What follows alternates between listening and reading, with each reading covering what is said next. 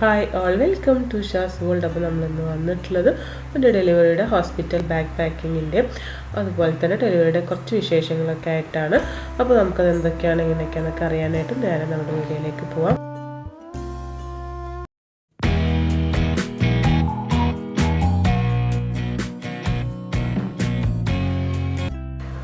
അപ്പോൾ നമ്മുടെ delivery date പറഞ്ഞതിൻ്റെ ഒരു മാസം മുന്നെയാണ് ഞാൻ ഈ ഒരു ബാഗ് പാക്ക് ചെയ്യുന്നത്.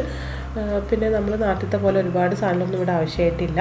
നമ്മൾ നോർമൽ ഡെലിവറി ആണെങ്കിൽ ഒരു ദിവസം, സിസേറിയൻ ആണെങ്കിൽ 2 ദിവസം തന്നെ ഹോസ്പിറ്റലിൽ നിർത്തുള്ളൂ, വേറെ കുഴപ്പങ്ങളൊന്നും ഇല്ലാന്നുണ്ടെങ്കിൽ. അപ്പോൾ ഈ ബാഗിനകത്ത് തന്നെ ഇതുപോലൊരു ഷീറ്റ് വരുന്നുണ്ട്, ഒരു ഡയപ്പർ ചേഞ്ചിങ് ഷീറ്റാണ്.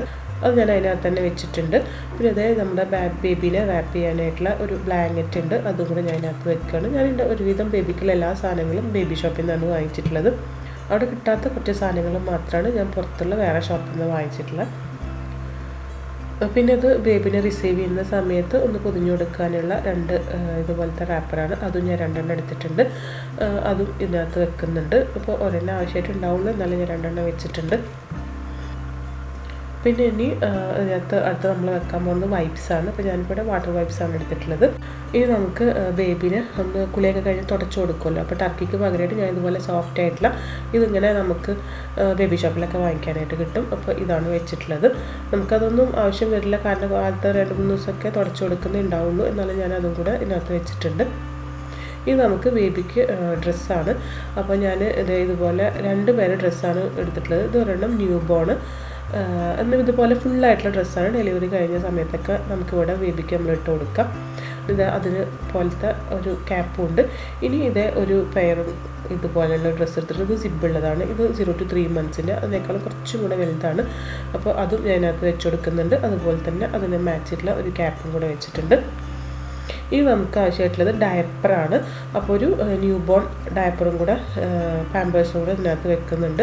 അപ്പോൾ ഇതൊക്കെ നമുക്ക് ഹോസ്പിറ്റലിൽ തന്നെ പ്രൊവൈഡ് ചെയ്യുമായിരിക്കും, എന്നാലും ഞാൻ ഇതിനകത്ത് വെച്ചതേ ഉള്ളൂ. അപ്പോൾ ഇതെല്ലാം കൂടെ പെട്ടെന്ന് നമ്മുടെ കൂടെ നിൽക്കുന്ന ആൾക്കാർക്ക് എടുത്തു കൊടുക്കാൻ എളുപ്പത്തിൽ എല്ലാം കൂടെ ഞാനിപ്പോൾ ഈ ഒരു ബാഗിലാണ് വെച്ചിട്ടുള്ളത്. പിന്നെ ഇപ്പോൾ ബേബിക്ക് സംസങ്ങളും തേന് അങ്ങനെയുള്ള സാധനങ്ങളൊന്നും കൊടുക്കാൻ പാടില്ലാത്ത കാരണം ഞാൻ അതൊന്നും വെച്ചിട്ടില്ല.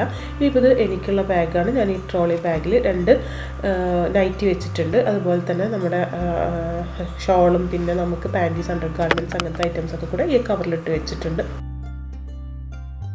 ഇനിയിപ്പോൾ ഞാൻ എനിക്ക് തോർത്താനായിട്ടുള്ളൊരു ടർക്കി ഇതിനകത്ത് വെക്കുന്നുണ്ട്. പിന്നെ ഇനിയിപ്പോൾ നമ്മളിതിൽ 1-2 ബേബിയുടെ ഐറ്റംസും കൂടെ വെക്കുന്നുണ്ട്. അപ്പോൾ പിന്നെ നമുക്ക് വേണമെന്നുണ്ടെങ്കിൽ നമ്മുടെ കൂടെ നിൽക്കുന്ന ആൾക്ക് പുതക്കാനായിട്ടുള്ളൊരു പുതപ്പോ അല്ലെങ്കിൽ ബെഡ്ഷീറ്റൊക്കെ വെക്കാം. എനിക്കിപ്പോൾ അതൊന്നും ആവശ്യം വരാത്തതുകൊണ്ട് ഞാനത് വെച്ചിട്ടില്ല, അവിടെ എല്ലാം പ്രൊവൈഡ് ചെയ്യുമായിരുന്നു. പിന്നെ അതേ ഇതിൻ്റെ കൂടെ ബേബിയുടെ ഒരു ഡയപ്പർ ചേഞ്ച് ഷീറ്റ് വെച്ചിട്ടുണ്ട്, നല്ല സോഫ്റ്റ് ആയിട്ടുള്ളൊരു ഷീറ്റാണ്. പിന്നെ ഇത് ബേബിന് നമുക്ക് ഡിസ്ചാർജൊക്കെ ആയിട്ട് വരുന്ന സമയത്ത് ഇതിനകത്ത് എടുത്തിട്ട് ക്യാരി ചെയ്യാനായിട്ട് നല്ല സുഖമാണ്. അതുകൊണ്ട് തന്നെ ഞാൻ ഇതുപോലെ ഒരെണ്ണം കൂടെ വെക്കുന്നുണ്ട്. ഇത് ബേബി ഷോപ്പിൽ കിട്ടിയിട്ടുണ്ടായിരുന്നില്ല, അതുകൊണ്ട് തന്നെ ഞാൻ പുറത്തൊരു വേറൊരു ഷോപ്പിൽ നിന്ന് വാങ്ങിച്ച സ്മാർട്ട് ബേബി എന്നാണ് തോന്നുന്നു വാങ്ങിച്ചിട്ടുള്ളത്. അപ്പോൾ ഇതുപോലെ 1-2 ഐറ്റംസ് മാത്രമാണ് ഞാൻ വേറെ ഷോപ്പിൽ നിന്ന് വാങ്ങിച്ചിട്ടുള്ളത്. അപ്പോൾ നമുക്ക് വേണമെന്നുണ്ടെങ്കിൽ ബാത്റൂമിലൊക്കെ യൂസ് ചെയ്യാനായിട്ടുള്ള ഒരു ചെരുപ്പ് ഇതിനകത്ത് വെക്കാം. പിന്നെ അതേ ഞാനത് ഒരു വൈപ്സും കൂടെ വെച്ചിട്ടുണ്ട്. അപ്പോൾ എനിക്ക് ചെരുപ്പൊക്കെ അവിടെ നിന്ന് അവർ പ്രൊവൈഡ് ചെയ്തിട്ടുണ്ട്, ഡിസ്പോസിബിൾ അങ്ങനത്തെ ബാത്റൂമിലൊക്കെ യൂസ് ചെയ്യാൻ പറ്റിയ ചെരുപ്പ്. പിന്നെ അത് ഞാൻ ബ്രഷ് അതുപോലെ നമ്മുടെ മുടി കെട്ടാനായിട്ടുള്ള സാധനങ്ങളൊക്കെ അതിനകത്ത് വെക്കുന്നുണ്ട്. പിന്നെ ചീർപ്പും അതുപോലെ തന്നെ മറ്റുള്ള സാധനങ്ങളൊക്കെ ഞാൻ എൻ്റെ സാധാരണ യൂസ് ചെയ്യുന്ന ഒരു ബാഗുണ്ട് അതിനകത്ത് വെച്ചിട്ടുള്ളതുകൊണ്ട് പിന്നെ ഞാൻ ഇതിനകത്ത് വേറെ വെച്ചിട്ടില്ല. അതുപോലെ തന്നെ എമറൈറ്റ്സ് ID അങ്ങനത്തെ സാധനങ്ങളൊക്കെ ഞാൻ സ്ഥിരം കൊണ്ട് നടക്കാനുള്ളൊരു ബാഗുണ്ട് അതിനകത്ത് വെച്ചിട്ടുണ്ട്. അതല്ലാന്നുണ്ടെങ്കിൽ നിങ്ങൾക്ക് ഇതിൻ്റെ കൂടെ തന്നെ ചീർപ്പും ID എല്ലാം കൂടെ വെക്കാം. പിന്നെ ഇനിയിപ്പോൾ ഞാനിത് നമ്മുടെ ഒരു പാഡും കൂടെ വെച്ചിട്ടുണ്ട് ഇതിനകത്ത്, അത്രയേ ഉള്ളൂ. ഇനി ഇത് ക്ലോസ് ചെയ്യാൻ ഇത്ര സാധനങ്ങളാണ് ഞാനിപ്പോൾ കൊണ്ടുപോകാനായിട്ട് പാക്ക് ചെയ്തിട്ടുള്ളത്. അപ്പോൾ അവിടെ നിന്ന് ഒരു 15 ദിവസം കഴിഞ്ഞപ്പോൾ തന്നെ പെട്ടെന്ന് രാത്രി വാട്ടർ ബ്രേക്കായിട്ട് നേരെ എമർജൻസിയിൽ വരികയാണ് ചെയ്തത്. ബുർജിൽ സ്പെഷ്യാലിറ്റി ഹോസ്പിറ്റലിലാണ് ഞാൻ കാണിച്ചിരുന്നത്, അവിടെ തന്നെയാണ് ഇപ്പോൾ നമ്മൾ വന്നിട്ടുള്ളത്. അപ്പോൾ ഡോക്ടർ നേരത്തെ പറഞ്ഞിരുന്നു ചിലപ്പോൾ വാട്ടർ ബ്രേക്ക് ആകാനായിട്ടുള്ള ചാൻസ് ഉണ്ടെന്ന്, ചെറിയ ഇൻഫെക്ഷനൊക്കെ ഉണ്ടായിരുന്നു. അപ്പോൾ എമർജൻസി വന്ന് അവിടുന്ന് ചെക്കപ്പ് ഒക്കെ കഴിഞ്ഞ് അവർ നേരെ റൂമിലേക്ക് ഷിഫ്റ്റ് ചെയ്ത്. ഇതാണ് റൂം, നല്ല നീറ്റ് ആൻഡ് ക്ലീൻ ആയിട്ടുള്ള നല്ല സ്പേഷ്യസ് ആയിട്ടുള്ള റൂമാണ്. ഇപ്പോൾ ഇതാണ് എൻ്റെ ബാത്റൂം നല്ല നീറ്റാണ്. അതുപോലെ തന്നെ അവിടെ നമ്മൾ ഡിസ്പോസിബിൾ ഷാമ്പൂ അങ്ങനെ എല്ലാ സാധനങ്ങളും അതിനകത്ത് തന്നെ ഉണ്ട്. സോപ്പൊക്കെ ഉണ്ട്. നമ്മൾ ശരിക്കും ഒരു ഹോസ്പിറ്റലാണെന്ന് നമുക്ക് തോന്നുകയില്ല. ഇടയ്ക്ക് അവരോടൊക്കെ വന്ന് ക്ലീനിങ് ഒക്കെ ചെയ്യുന്നുണ്ടായിരുന്നു. അപ്പോൾ എനിക്ക് വന്ന സമയത്ത് ഒട്ടും പെയിൻ ഉണ്ടായിരുന്നില്ല. അപ്പോൾ ഒരു പെയിൻ ഇൻഡ്യൂസ് ചെയ്യാനായിട്ടുള്ള മരുന്ന് വെച്ചിട്ടുണ്ടായിരുന്നു. അപ്പോൾ ചെറിയ പെയിൻ വന്നു തുടങ്ങിയിട്ടേ ഉള്ളൂ.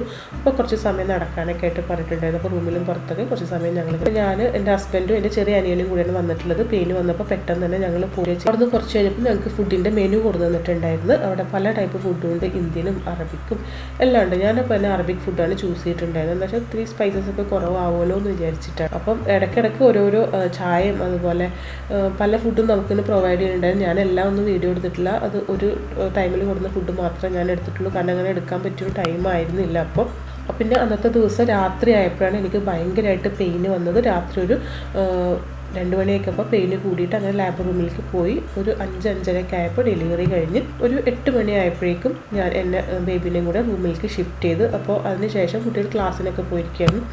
ഒരു വീട്ടിലായിരുന്നു. അപ്പോൾ ഉമ്മയും ഉപ്പയും കുട്ടികളും കൂടെ ഡെലിവറി കഴിഞ്ഞപ്പോൾ ബേബിനെ കാണാനായിട്ട് ഹോസ്പിറ്റലിലേക്ക് വന്ന സമയത്ത് എടുത്തിട്ടുള്ളൊരു വീഡിയോ ആണിത്. ഞാനല്ല, വേറെ ആരുമാണ് എടുത്തിട്ടുള്ളത്.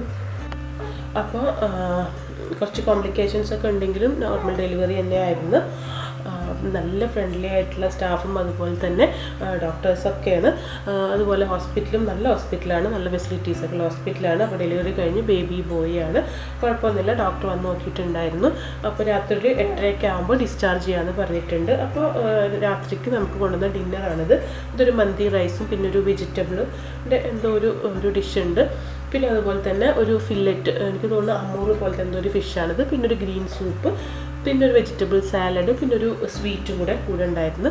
അപ്പോൾ ഇത്രയൊക്കെയാണ് നമ്മുടെ ഡെലിവറി വിശേഷങ്ങൾ. ഇനിയിപ്പോൾ ഫുഡൊക്കെ കഴിച്ച് നമ്മൾ ഡിസ്ചാർജായി ഇന്ന് തന്നെ വീട്ടിൽ പോകും. അപ്പോൾ നിങ്ങൾക്ക് ഇഷ്ടപ്പെട്ട് കാണാം ഈ വീഡിയോ എന്ന് ഞാൻ വിശ്വസിക്കുന്നു. ഇല്ലെങ്കിലും നിങ്ങളുടെ അഭിപ്രായങ്ങൾ നമ്മുടെ കമന്റ് ബോക്സിൽ എഴുതി അറിയിക്കാം. അപ്പോൾ നമുക്കിനി ഇതുപോലെ അടുത്ത നല്ല വീഡിയോ ആയിട്ട് വീണ്ടും കാണാം. അതുവരേക്കും ബൈ.